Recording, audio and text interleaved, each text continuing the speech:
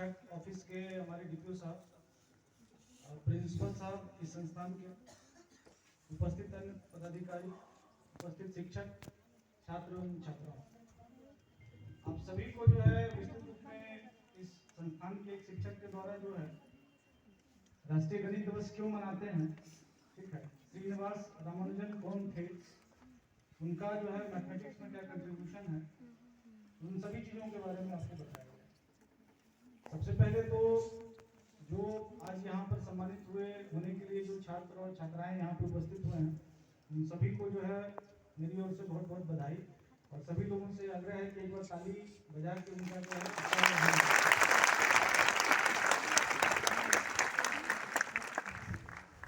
आज इस मौके पे हम लोग एकत्रित हुए हैं, तो हम लोगों की मंशा सिर्फ यह नहीं होनी चाहिए कि हम लोग सम्मानित करके बस यहाँ से चले जाएं। हम लोगों को थोड़ा सा अपने आप को विश्लेषण भी हम लोगों को करना चाहिए। अभी जो हमारे यहाँ जो शिक्षक जिन्होंने श्रीनिवास रामानुजन के बारे में विस्तृत रूप में उनके लाइफ के बारे में बताया और बहुत ही अच्छे तरीके से उन्होंने बताया, लेकिन यहाँ पर एक क्वेश्चन मैं आप लोगों के समक्ष में रखना चाहूँगा। अक्सर क्या होता है कि जब किसी महापुरुष के बारे में जब बताया जाता है, जब उनकी एक जीवनी होती है, जब वो जीते हैं और जीने के पश्चात जब उनकी जीवनी लिखी जाती है, उस दोनों में बहुत आसमान जमीन का अंतर होता है। हम क्या करते हैं कि उनके जो जीवन को बहुत ही सिंपल तरीके में एक पुस्तक में बांधने की कोशिश करते हैं और उनके लाइफ को हम बहुत ज़्यादा सिंप्लीफाई कर देते हैं। तो हमको जो है वो सिंप्लीफिकेशन में बहुत ज़्यादा नहीं जाना है।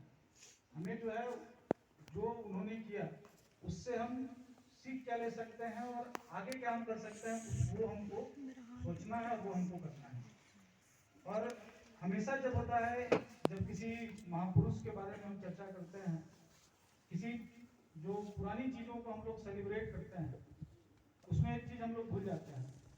उसमें हम लोग ये चीज़ भूल जाते हैं कि हम उस पास्ट के ग्लोरी को ही ग्लोरीफाई करने के में हम लोग रह जाते हैं, और हम लोग कहीं ना कहीं जो आगे का एक भविष्य हम लोगों का क्या होना चाहिए, आगे हमें क्या रणनीति होनी चाहिए, आगे हमारे रास्ते क्या होने चाहिए, उसको हम कहीं ना कहीं भूल जाते हैं। रामानुजन जब पैदा हो सकते हैं तो आगे भी भारत जो है बहुत अच्छे गणितज्ञ बना सकता है। हमें इस दिशा में भी हमको आगे बढ़ना है कि हमको अपना गणित के विकास के लिए हमको आगे क्या करना पड़ेगा। और उसमें सबसे जो महत्वपूर्ण चीज़ है, क्योंकि जो आप परीक्षा का जो हम लोगों का दौर चलता है, चाहे वो 10th का हो, 12th का हो, किसी कक्षा का हो, आपको गणित में 100 में इतना नंबर आ गए, हम बहुत खुश हो गए, ठीक है। अब क्या कर रहे हैं कि एक बड़ी सी एक बाउंड्री आपने मान दी है, ठीक है, कि ये 6th क्लास का ये मैथ्स है, हम ये पढ़ लेंगे तो नंबर आ गया, हम बहुत खुश हो जाएंगे। तो उससे जो है आपका गणित का विकास नहीं होगा। और जो विकसित चीजें हैं आप उसको सिर्फ जान रहे हैं, उससे अतिरिक्त आप कुछ नहीं कर रहे हैं। तो आपको अगर रामानुजन को हम लोग अगर सेलिब्रेट करना है, राष्ट्रीय गणित दिवस हम लोग मना रहे हैं, तो हमें ये कोशिश करना चाहिए कि जो एक सीमा हम लोगों ने बना रखी है परीक्षाओं की, मार्क्स की, उससे बियॉन्ड हम कैसे जाएं, उस चीज को हमको लोगों को, बच्चों को उस तरह से रास्ते पे हम लोगों को लाना पड़ेगा।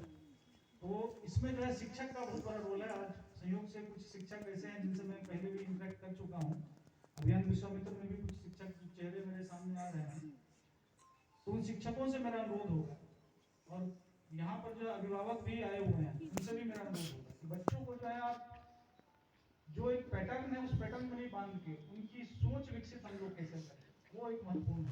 सभी जो पॉलिटेक्निक के भी यहाँ पे छात्र हैं, सभी जो बच्चे हैं, क्योंकि 6th क्लास से लेकर 12th क्लास के बच्चों ने एग्जाम दिया है, आप लोगों ने ज्योमेट्री पढ़ा होगा, और अब सभी लोग जानते हैं कि ज्योमेट्री जो है यूक्लिड नाम आप लोग सुना होगा कि उनके माध्यम से जो ज्योमेट्री विकसित हुआ है, उनकी भी आप कहानी पढ़ेंगे तो वो कोई बहुत ज़्यादा कुछ पढ़े लिखे नहीं थे।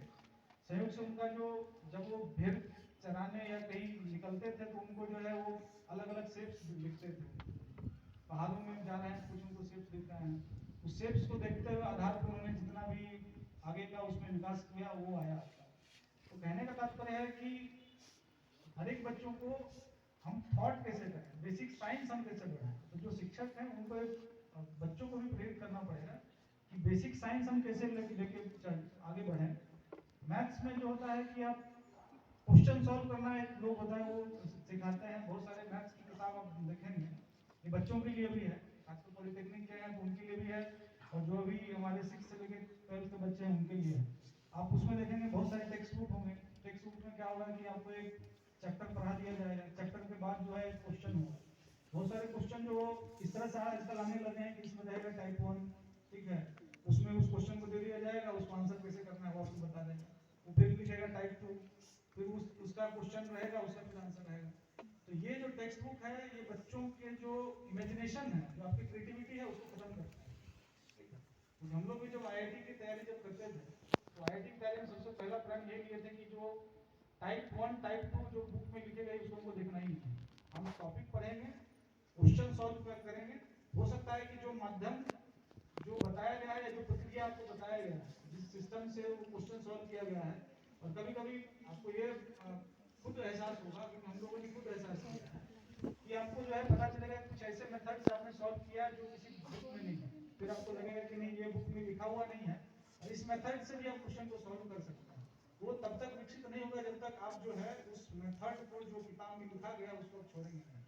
तो कभी कभी जो सिस्टम का नॉर्म्स बन जाता है उसमें बंध के भी हम लोग जो है अपने दिमाग को सीमित कर देते हैं।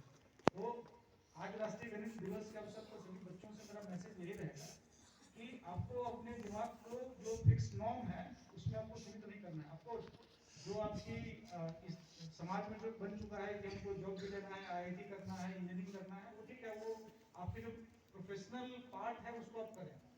प्रोफेशनल पार्ट के अतिरिक्त आपका ये एकदम कंट्रीब्यूशन आपका होना चाहिए, चाहे जो भी क्षेत्र है। सिर्फ हम मैथ्स की बात नहीं कर रहे हैं।